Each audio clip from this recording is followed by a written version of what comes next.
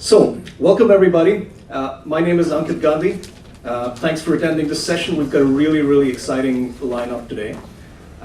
We've got fantastic speakers, fantastic content. We're actually going to be talking about what we ate for breakfast today. So, before you bolt for the door, I was only half joking. We're going to be talking about wheat and Bayer's digital transformation journey with wheat. And as you walk away after the next 40 minutes, you'll really learn how data, IoT, Salesforce.com, and Bayer have driven customer experience and transformed the business of wheat.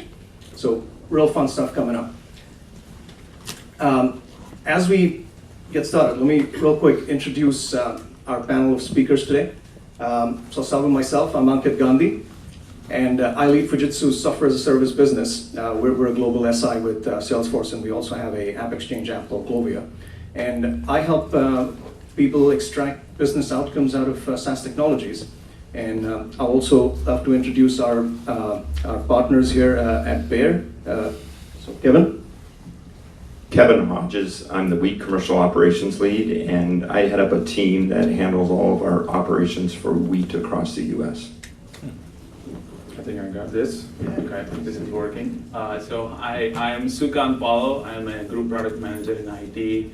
I lead a team of product managers and work pretty closely with the business to drive strategy and delivery of partners and grower solutions. Hello everyone, my name is Ruchir Patel. I head the GLOVIA OM digital strategy practice for Fujitsu America. Thank you, folks. So let's talk a little bit about the agenda. What are we going to really go over? It's just three things real quick. We'll talk a little bit about digital transformation and the ingredients of a digital transformation, and wheat could be part of them. We'll talk about Bayer's digital transformation story and how they actually went about doing what they did, which is phenomenal success. And then we'll keep some time for Q&A and wrap up. And if you stick around till the end, we'll also talk a little bit about an exciting Twitter contest and a way to participate in our treasure quest. So let's talk a little bit about digital transformation. Almost every company out there is doing a digital transformation. And we at Fujitsu, we do an annual global digital transformation survey with about 1,000 large enterprises across the globe. And what we found is, over the years, everyone's been doing a digital transformation. So 90% of the companies now are in the middle of a digital transformation or will be doing a digital transformation in the next 3 to 6 months, right? And what we've also found is, what do they actually do when they say they want to do a digital transformation? So we found that it really starts with a digital strategy, right? You've got to figure out what you really want to do. And then that could boil down to, do you want to introduce a new user experience or a new way of doing something? Do you want to join up a set of fragmented processes? Or do you want to exploit a new route to market, right, and grow some revenue? Whatever you might end up doing, it'll then boil down to the technology piece of it, which is, do you want to invest in a new digital platform to execute the vision, or do you want to modernize some of your legacy infrastructure, right? And then the end result that everyone wants to get to is a end-to-end process modernization, right? Because gone are the days when you just do a mobile app or pull up an e-com channel and say you're done with the digital transformation, right? Things need to be connected and flow together to be able to drive the maximum impact. Now, what we also found out is executing a digital transformation is also getting harder. And while a lot of focus is on the technology and the platform, what we've realized is that there are 4 key ingredients to a digital transformation, which we call the PACT. And it's people, actions, collaboration, and technology. Now, we're all at Dreamforce here. We're all pretty familiar with the Salesforce platform and how powerful it is and what it can do for you. But a lot of companies do somehow underestimate the importance of the people, the actions, and the collaboration that you need to bring about to successfully complete a digital transformation, right? And that's one of the things that we'll hear more from Bayer is how they harnessed all these ingredients to drive a successful implementation. So we talked about the ingredients. Let's talk about the why, right? Why are companies doing this? What's the reason? And again, across industries, what we found is that there are four key drivers as the top. And they're always looking to drive efficiency, lower costs. They're looking at growth. They're looking at innovation and beating out the competition in some way, right? And what you all will probably appreciate is that, bringing out cost and driving growth at the same time is not really going to gel very well together. There has to be some kind of a balance to cutting cost out and driving innovation and driving growth, right? So it is hard, but the good news is that almost every company out there has the opportunity to compete on the customer experience. What you'll see is that every product and service that's out there is only that much better than your nearest competitor now, right? No matter how much cost you pull out, no matter how much innovation you start driving, your competitors are going to catch up. The way to differentiate is going to be the customer experience that you're able to deliver. That's one of the key things that's been helping with the success in a lot of implementations that we've seen. And then what also helps is the data. Right? Data is starting to play a really, really key role, especially in manufacturing and distribution kind of environments where you don't really have access to everything that your customer is doing, and you want to know who your customer really is and what they're doing with your product, right? So that's all good in theory, but let's actually hear from the people who've done this, gone through the journey, and delivered real results. So with that, I'd love to invite Kevin and Sukant to talk about their story. Thanks, Ankit. Sukant and I are going to tag team this next part of the presentation. And so again, we've introduced ourselves already. We talked a lot so far about the digital transformation process and the end-to-end processes that you go through when you try to change your business. And we had an opportunity at Bayer to do that in our wheat business. And so this example is going to really bring it home, because we had an industry that really wasn't driving digital transformation, and we brought it forward in what we did. But I want to back up a little bit and give you a little bit of oversight about what Bayer is and what we do. So we're a life science company, and we are one of the few and very few companies in the globe that have a chance to really shape agriculture over the next 5, 10, 15 years by what we do. And we pin ourselves off the three things that you see behind there. It's seeds and traits, it's digital technologies and services. Some of that might be digital transformation that we're going to talk about today, but it's also crop protection. And so we bring all three of these things together to really bring products, technologies, and services to provide tailored solutions to our customers. And that's really what it's about. We also obviously keep innovation in mind at the same time.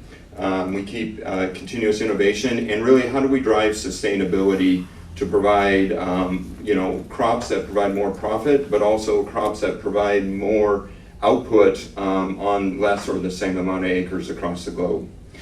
So wheat is very important to Bayer, and it's a very exciting crop. It's growing globally, about 525 million acres across the globe. But at the same time, even here in the US, it's the number 3 crop behind corn and soy. And wheat is a main staple to a lot of you in what you provide in your daily intake diet. So across the globe, we need wheat to be 20% of that caloric intake that's there. So how do we go to market in the US? And that's the next point of the slide, is really how does that B2B to C transfer process take place? I want to spend just a little bit of time on that. So as a company, we breed and develop new varieties across the globe, but especially in the United States with wheat varieties. We have our channel partners, and that's that B2B aspect. So we have our channel partners that distribute our products to the B2C path also. So we have customers. You can think about those customers. The majority of them are typically farmers or growers, and they're planting that crop on a very wide basis. Agriculture in general is very vast, and it covers a lot of geography. So this is our path to market, and this is really where it started. And Sukant's going to talk about our journey mapping a little bit later in the presentation. But this is really where we started to say, how do we change this customer experience? Even in the absence of no digital transformation, we really sat down and said, how do we change the customer experience? How do we bring forward that innovation? And we overlaid that with digital transformation. That really provided us the opportunity to connect all of this together and bring it forward in the right way. So what did we look at? We looked at what opportunities started to present themselves. And maybe you could think about this as challenges also. But really what came forward is we needed to provide an end-to-end process that consistently provided customer recommendations, that B2C. How can we consistently have the farmer or the grower, when they buy a new product, have the right recommendation and it's consistent through the many different things? We also have in our B2B space, we have distribution partners that had multiple sites, and they were transferring information sometimes as easy as fax, but maybe also Excel files or through email. And so how could we bring forward a cloud-based program? We also had a lot of feedback from our customers saying one of the most challenging things we have to do as an industry is sales and planning. And how could we do that in a digital format? So what also came forward is digital inventory management tools, and we'll talk a little bit about that later. But really, what that is how do our B2B partners see what inventory we have to sell them, but also what inventory do they have to sell to their B2C? So all these opportunities presented themselves, and it led us down a path of how do we develop a solution. And Ankit talked about that end-to-end processes and really modernizing that and bringing it forward. And so the one thing that became really apparent to us is that digital transformation was one of the only ways we could really do this. It was going to take too much resources and too much other capacities that we didn't have if we didn't start to bring this forward. And so what we focus on a lot is our B2B aspect, and this is our channel partners and how they are distributing the seed, and what are they faced with? And just as any partner that you work with, what they're faced with is what is their return on investment, right? And ultimately they always ask, how can we do it with less resources? We talked about those are always kind of at odds, but how can we maybe do it with at least the same amount of resources that we have today? And so again, talking about our customer experience and talking about this digital transformation led us down to developing a system that we call Connect In today.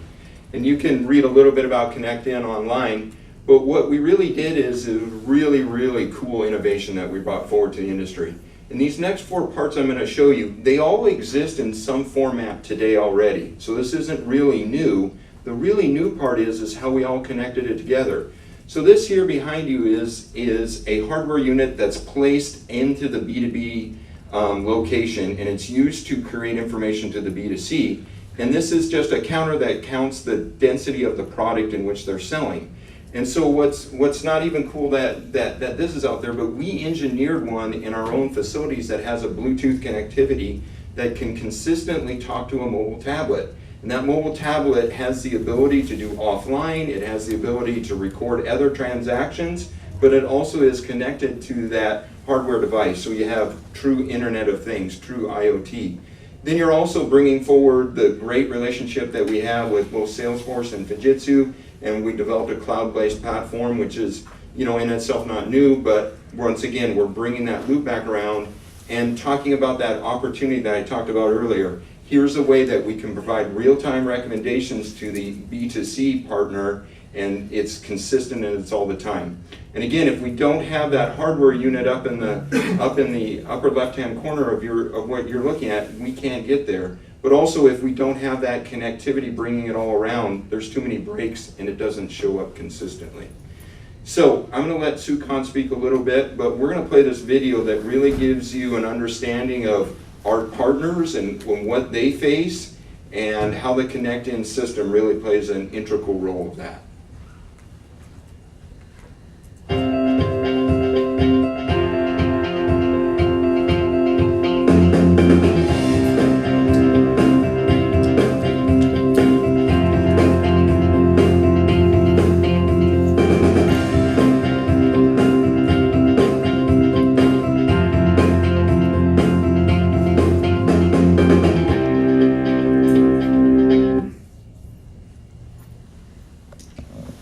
Thank you, Kevin. Ankit talked about digital transformation and how customer experience is so critical for driving digital transformation. Kevin talked about the innovation we were trying to bring into the industry. What I want to talk about is the how. I said that I got the most interesting part. I guess we'll see. So I want to focus on customer experience, and I want to be very relevant for our business. I want to talk about B2B customer experience. I want to talk about one fundamental challenge we have in getting B2B customer experience right. I want to talk about a little bit on the strategy and approach we took, and finally the solution. So this is a research conducted by Accenture last year. They surveyed over 1,000 B2B business leaders and found out that 90% of B2B believe CX is very important and critical for their strategic priorities, very tightly related to financial results, growth, and revenue. 91% of B2B leaders not only believe that channel partners is responsible for delivering that CX, they will have more responsibility in the coming years. So what this leads us into is one fundamental challenge that we recognized early on is that channel partners is responsible for delivering that CX, but they also have only 21% believe they have total control of their channel partners and visibility to interactions and the touch points and the data and ability to communicate directly with the customers. And I want to draw a distinction between B2B businesses, also B2B business with channel partner who are exclusive to your business, so they sell only your brands and you have a greater control of it. We have that businesses. But for this business, our channel partners are not exclusive. They sell not only our brands, they sell other brands. So I want to re-emphasize that we have a multi-tier problem. We are not only B2B business, we have non-exclusive channel partners. And that makes it much harder to deliver on your CX promises. That's really leading to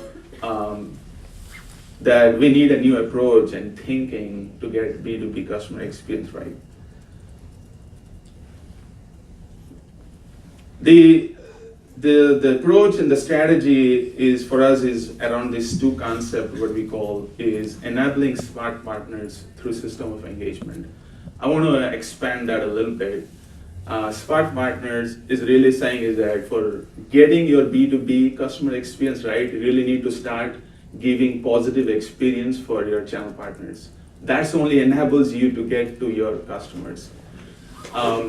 And that means that you have to give the right tool, the digital experience that you want for your partners, help them run smarter, efficient, easy to do business with you, and then help them deliver the unique value proposition that you want for your customers. And system of engagement is truly the concept and the design principles around is that you have to think holistically the journey, the end-to-end integrated experience.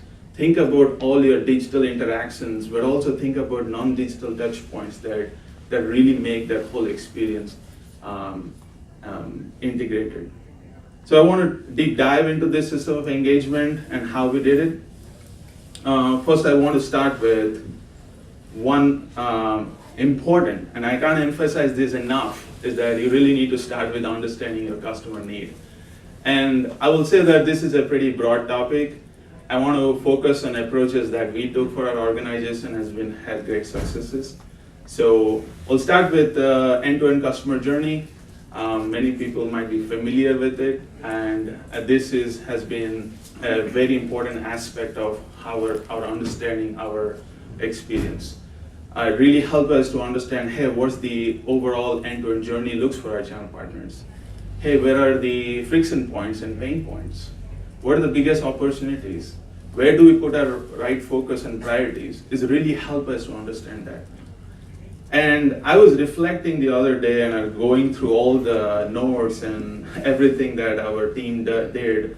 And it really helped us as an organization to what I call empathize with our customers. There were points in the journey where our channel partners were saying, it is so frustrating to do a demand planning and forecasting process to get the right supply from you guys. because I'm making a lot of educated guess based on what information I have. So our team did a tremendous job into really saying, hey, these are the real pain points, and these are the things we need to solve, and really help the team to empathize with our customers. And I think I can't emphasize enough the value of that. The second is that innovation always involves something doing new. You're trying to do something differently. So there's an aspect of learning in it. And Kevin talked about the whole aspect of the recommendation that we wanted to provide. And that was something new for our organization, for our channel partners, for our growers. So we had a hypothesis around how that process will work. We thought that the process, how it will work is that we will provide this recommendation at the point when our channel partners is delivering the physical product to our growers. But what we did is actually, we created this mobile app. It's a self-contained, preloaded with data. All it does is connected with the hardware and does the minimal viable product processes. And we shipped it out to our channel partners. We onboarded them and said that, hey, we wanted to test it out with your operations and try it out as you go through this process with your growers. And what we learned was the real value of this is not at the point of delivery, but when they are having early sales conversations to help them make the right decision around the variety, make them right decision around the quantity they want to buy for their farming operations, and make more informed purchase decisions. So it really helped us to understand the process. And the last is basically what I call is that learning is a continuous process, so really need to have feedback loop around understanding the voice of customers, both from a qualitative and quantitative metrics that you want to measure. This is an area that me and Kevin were discussing, that how do we have continuous improvement, but that's another area that we had great focus on. Okay, so finally I want to talk about what the systems look like. And Kevin gave you already a preview of it. So this is what it is. Connecting Web is our end-to-end responsive Lightning app. I want to focus on or highlight two things. One is GLOVIA OM, is the core engine that orchestrates the whole inventory management, the purchasing of process of channel partners to buyer, but also the sales process of channel partner to grower. Salesforce Lightning, we were one of the early adapters of Salesforce Lightning. I can't emphasize enough that it has to be part of your strategy. It helped us to deliver the very modern and responsive UI. Not only that, but also it helped us accelerate our UI development because of the rich components base and library that we have. So it really helped us to deliver on the UX promise that we had. The second is connecting mobile. Through our early user research, we found that there are a lot of processes that are highly desired on a mobile app just because of the operating environment of our channel partners. They work in either a warehouse or in the field where connectivity is a huge challenge. To make that whole thing seamless, it was very imperative for us to provide them certain processes on a mobile app. I want to highlight a few things. Obviously, offline and having the mobile SDKs, Salesforce APIs, all of that has been tremendous benefit, but also our partnership with Fujitsu is really making us those decisions, but also executing on that has been tremendously helpful. I want to highlight also Xamarin, which is a mobile app framework, and specifically we used it because we wanted to support that on a multi-platform, both on iOS and Android. So we wanted our channel partners to have that choice, saying you can operate on this platform or that. But also Xamarin helps us to leverage the device hardware features, because we knew that we have to have a Bluetooth connectivity with a piece of hardware, so kind of making those choices. Also, Xamarin allows us to have 90% of code base same running on both platforms. So it's a single code base. You have to just make some tweaks to make the hardware feature work. Either it's a Bluetooth or you're using camera or whatever, but it's a single code base mostly to run on multiple platforms. The third is Kevin talked about the connected device we had. We self-engineered it. We have a lot of smart people within the organization that engineered the hardware, which has optical sensors and does the weight density calculation, which is so important to make that final product recommendation. And it's connected to the mobile app. And the last one, again, I talked about system of engagement, and you really need to think about not only your digital interactions, but you also have to think and enable your human interactions. We are in a very relationship-based business. We cannot think about digital, we also have to augment them with human interaction. So having our field sales, customer support on the same platform, having the data visibility, and saying that, hey, I'm doing a forecasting and demand planning process, and my field sales RCM, before they drive in, they have all the information, not only this year what they did, but also having the sales history and having the right conversation, tremendously beneficial. So I want to close my part of the presentation by just thinking that really need to think about that ecosystem of digital and non-digital interaction, and think about system processes and data and how to connect all of them. So the next part we're going to talk about is really kind of getting down to, you can just flip it for me, Sukhan, is really getting down to the results. And so that's why we're all here, is how did this start to change our experience that we had to as internal stakeholders, but then also how did it start to change the experience with the customer? And then ultimately, did we see a difference in our business? So what that led to is, first we had, I think, is this breaking up pretty bad, or is it? It is. I'm gonna hop over here and grab one of these mics.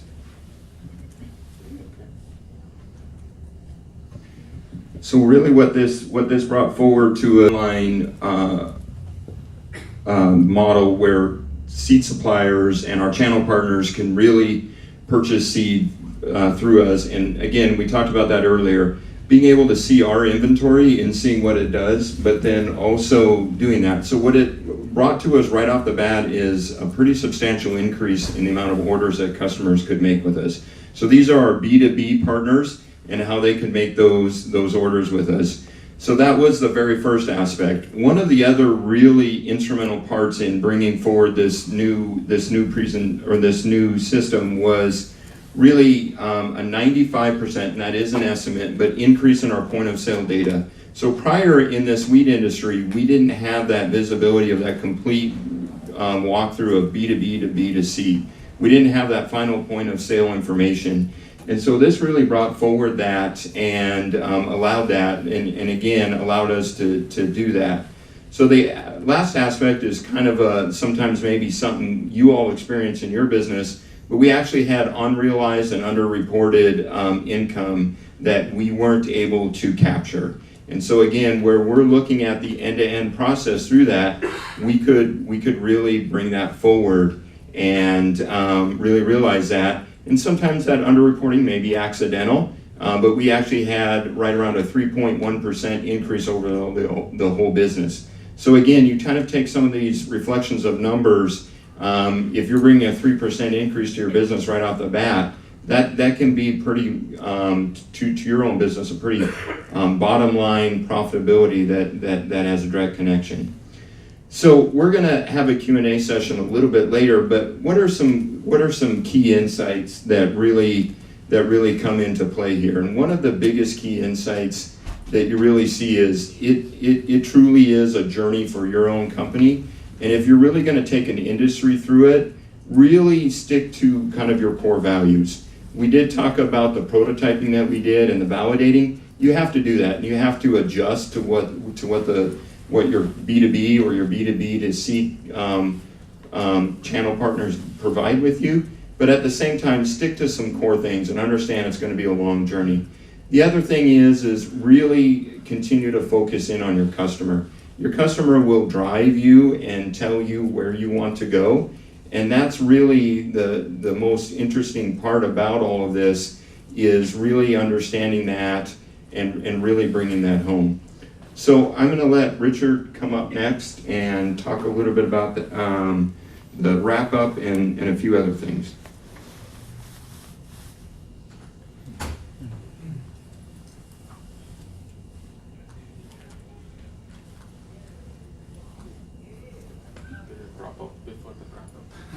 Let me get that done for you, Chair. Yep, thanks.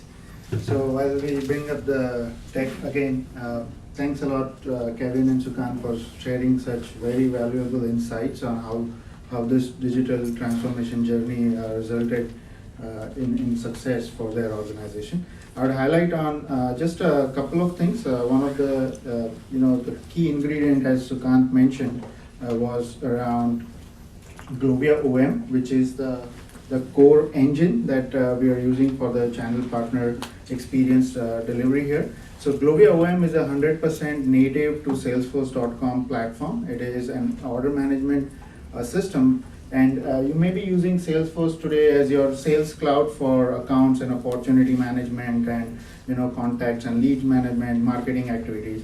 And you may be using Service Cloud for case management, customer service management, and things like that. What GLOVIA does is actually bridges that gap from Sales Cloud to Service Cloud and enables the order to cash flow. So we can do orders and fulfillment and invoicing activities, which is relatively easy part actually to enable. The core value that this can deliver, the order to cash cycle can deliver, is when we enable the second layer, specifically inventory management, right?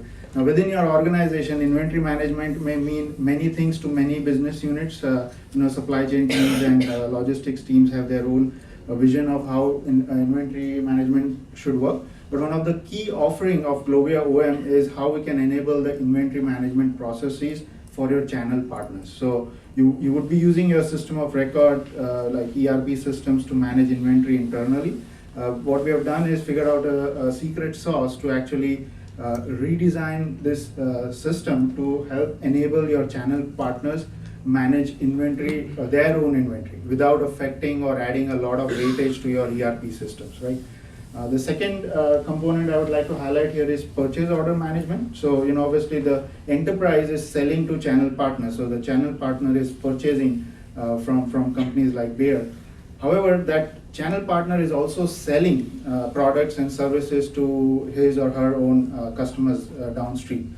And we have GLOVIA as a solution here that can help enable both the sides of the transaction. So a channel partner can purchase products from your company as well as manage his business to sell the product downstream. So this unique capability basically enables you to provide that customer experience for your channel partners, who can then leverage the system to actually manage their own business on the system.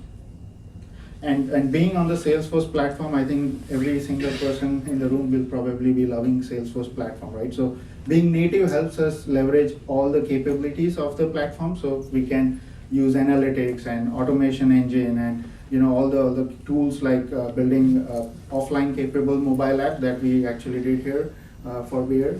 We can enable all of that using the Salesforce platform. I'd like to finally just quickly wrap up. I'd like to do the fun part here. So we have a raffle here. You can actually follow or go to Twitter online and follow Fujitsu America. And there's a message with hashtag GLOVIA OM or GLOVIA at DF80. So if you find that message and if you retweet that message, you will be entered to win a $100 gift card. So let's go ahead and do that. I would also like to highlight a few sessions that we have upcoming with Fujitsu. So I talked about the channel partner management on GLOVIA Salesforce platform. So we have a specific session on that. We are also launching a lightning bolt solution for GLOVIA that would basically provide a template or framework for you to quickly enable your channel partners on the Salesforce platform.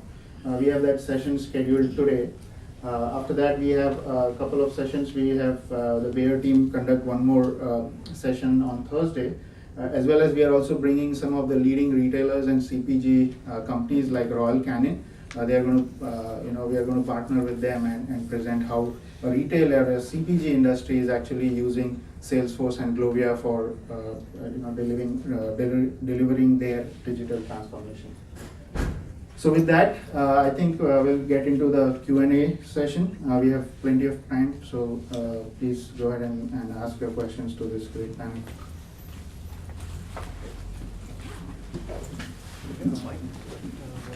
Yeah. Not this one.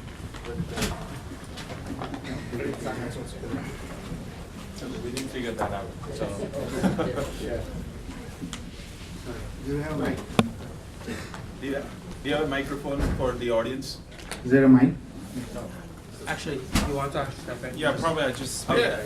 So basically, you mentioned that the end user or customer is multi-branded, so they're not just like exclusive to your brand. Yeah. And then you provide a tool or point of sales, all these things for them to use.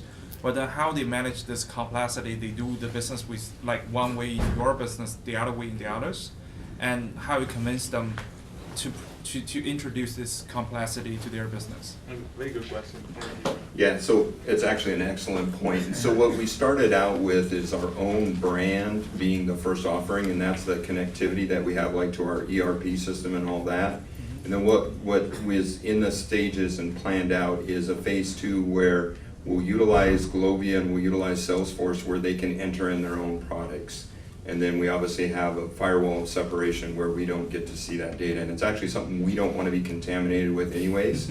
Some people find that hard to believe, but we actually don't want to be. So we realize that because really we're changing the way that the product gets sold. And so they have to do that across all brands. So it's very, very keen observation.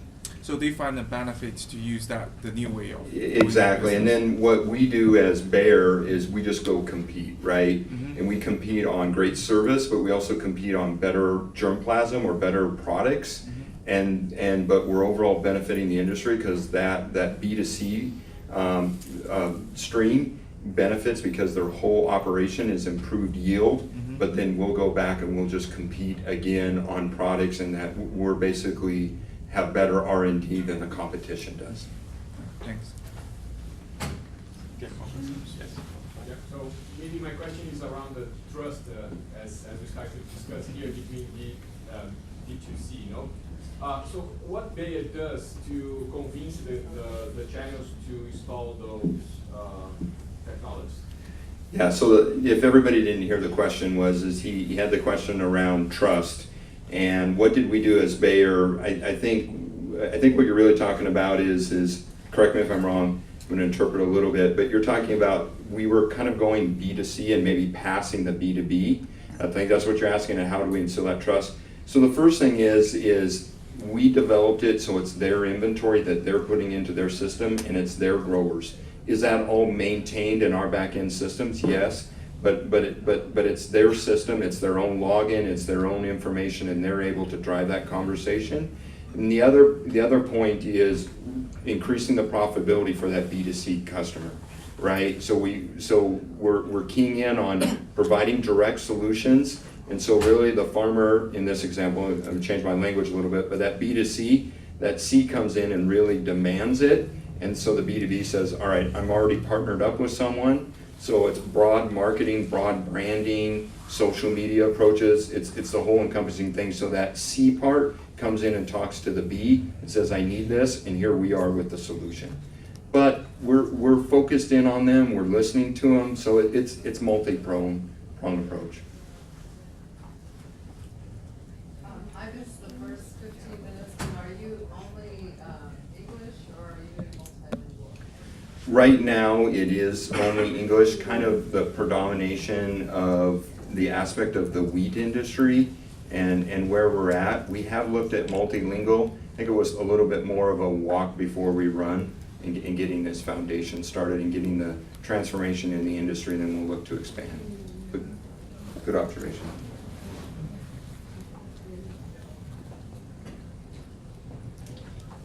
You got 40 seconds. Last question. Last question? There you go. One minute. Can you talk a little bit about your experience building an offline application and maintaining that in context with everything else that you have? Sure. So let me repeat the question. Did you say the experience with building an offline app? Okay. I think I am a big fan of the Salesforce platform, and from a technology standpoint, I think I will speak to that. I mean, as I said, Salesforce APIs are rich. Oh, sorry. Hello? Yeah, thank you. So I think, as I said, I think from a technology standpoint, Salesforce APIs, the mobile SDK, the offline framework it provides, including GLOVIA APIs, that's kind of the foundation you need that to build any offline solutions, right? So I think some of those are really important, the building blocks to drive an offline solution. But I think I want to highlight the aspect is that really focus on what should be offline, what process should be optimized for mobile and all of that. So I think that's important, and some of the user research we did really help us to understand that where we should put our focus on. So I would really say that focus on that piece of it, and I feel like the Salesforce platform has all the right building blocks to help you drive and deliver that.